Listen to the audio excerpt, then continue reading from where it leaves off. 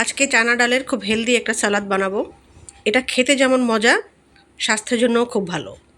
তো প্রথমে চানা ডালটাকে আমি 7 থেকে 8 ঘন্টা পানিতে ভিজিয়ে রেখেছিলাম। তারপরে এটাকে প্রেসার কুকারে সিদ্ধ করে নিচ্ছি।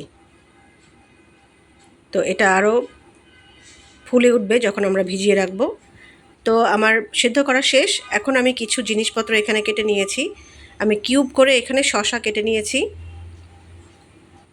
তারপর এখানে নিয়েছি টমেটো কিউব করে কেটে,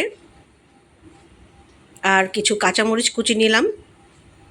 আর এগুলো হচ্ছে লেমন রাইন্ড, অর্থাৎ লেবুর খোসাটাকে আমি গ্রেট করে নিয়েছি।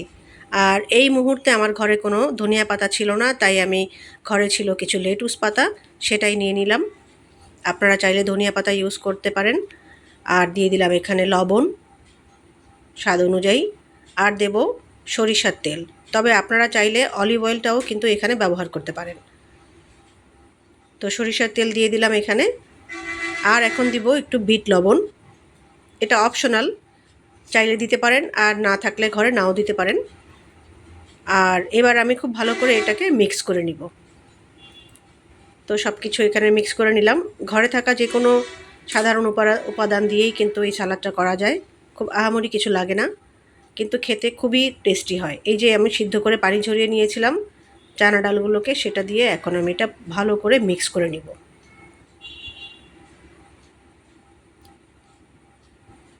যারা ওজন কমাতে চান তারা কিন্তু এই ধরনের সালাদ খেতে পারেন বাটি ভরে।